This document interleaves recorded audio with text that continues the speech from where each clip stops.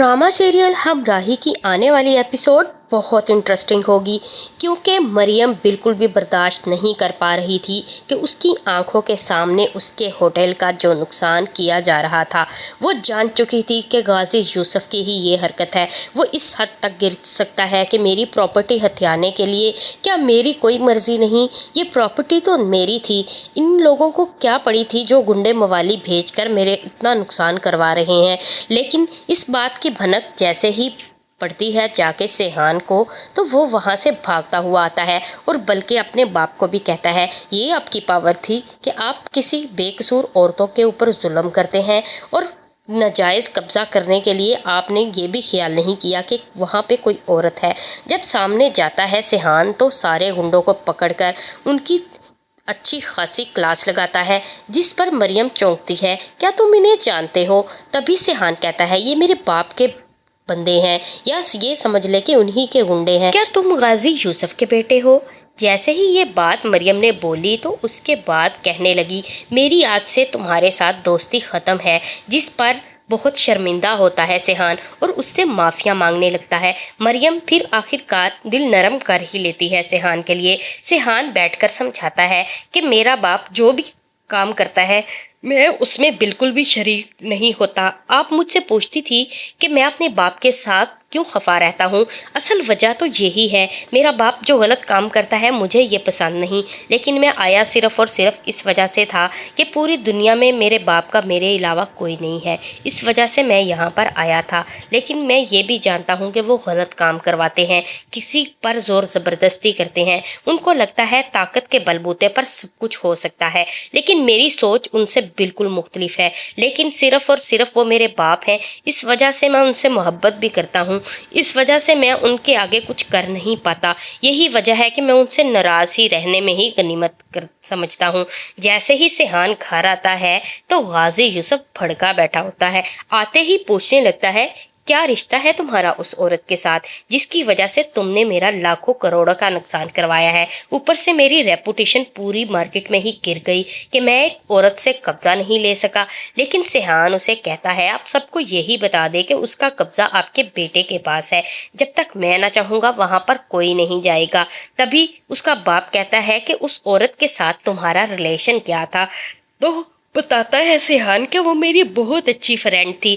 जिस पर गाजी यूसुफ कहता है कि फ्रेंड तो अपनी उम्र के लोगों को बनाते हैं, वो तुम्हारी बड़ी उम्र की फ्रेंड कैसे हो गई? जिस पर गाजी यूसुफ और ज़्यादा भड़कता है, लेकिन बिल्कुल भी सेहान गुस्सा नहीं करता और कहता है कि आप उस प्रोजेक्ट को भूल जाएं। जिस पर गाजी यूसुफ कहता है कि तुम किसी और प्रोजेक्ट में आए तो मुझे लगता है कि मेरा वैसे ही इस काम धंधे से छुट्टी हो जाएगी। तभी कहता है सेहान, तो आप इस तरह के काम ना कीजिएगा ना जिसमें मुझे आना पड़े। गाजी यूसुफ नाराज होकर कमरे से चला जाता है। दूसरी तरफ जैसे ही जाता है तो आगे चंदा की तबीयत खराब होती है। चंदा को लेकर हॉस्पिटल जाता है तो सामने डॉक्टर एल्फी मिलती है, जिसको कहता है कि उसको फर्स्ट एड दें। वो पेन किलर तो लगा देती है, लेकिन उसके बाद गन पॉइंट पर वो सारा काम करवाने के लिए सबको फोर्स करता है, जिस पर डॉक्टर एल्फ को बहुत गुस्सा होता है। जैसे ही वो अपनी बर्थडे का केक काटने लगती है तो ऊपर से सेहान आ जाता है और कहता है कि मेरे सामने ताकि मैं भी आपकी बर्थडे का केक खा लूं। जिस पर एल्फ उसके जाने का इंतजार करती है और बाद में केक कट करती है। दूसरी बात, मरियम केक ही तो बना रही होती है जब गुंडे आते हैं। सेहान को पता चलता है कि उसकी बेटी की बर्थडे थी और केक नीचे गिर गया। सेहान खुद मरियम को केक बनाकर वहां से जाता है। जिस पर जैसे ही घर आती है एल्फ तो उसकी माँ उसे केक काटने का हुक्म देती है, जिस पर कहती है कि आपने मेरा लिए केक बनाया कैसे? आप तो कह रही थी कि आप बहुत मसरूफ़ हैं।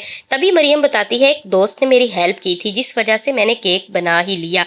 लेकिन दोबारा उसे एक दफ़ा फिर केक काटने का कहती है और वो केक कट करके चली जाती है।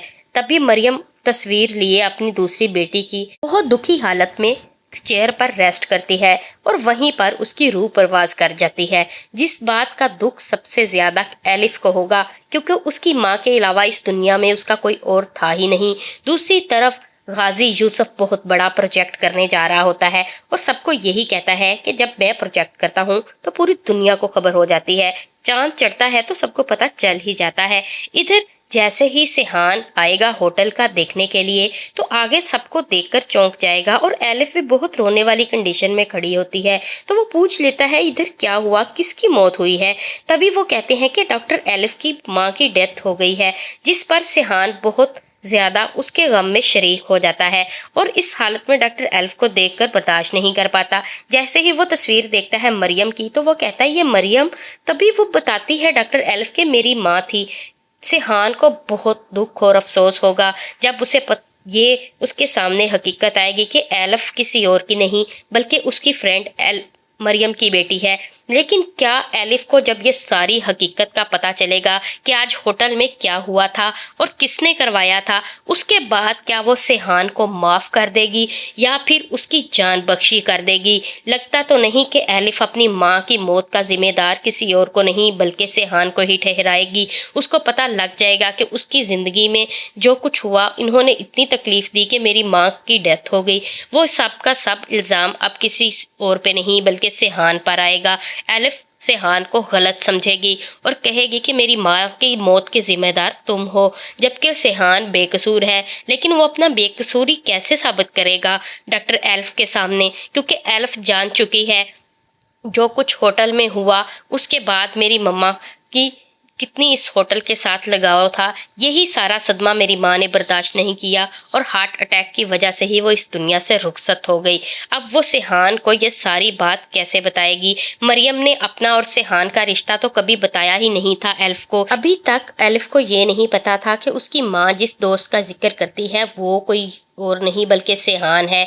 इस बात पे तो पर्दा ही पड़ा रह गया। अब जितना मर्जी भी सिहान कोशिश कर ले, एलिफ उसकी किसी बात पर यकीन नहीं करेगी, उसको झूठा ही समझेगी। अगर इस बात के से कोई पर्दा उठा सकता था वो सिर्फ और सिर्फ मरियम थी। मरियम ने कभी सिहान का जिक्र ही नहीं किया, इस वजह से एलिफ को इस मामले का कुछ पता नहीं। उसको लगेगा कि सिहान सिर्फ और सिर्फ अपने आप को बचाने के लिए अपनी माँ के साथ उसकी फ्रेंडशिप शो करवाना चाह रहा है।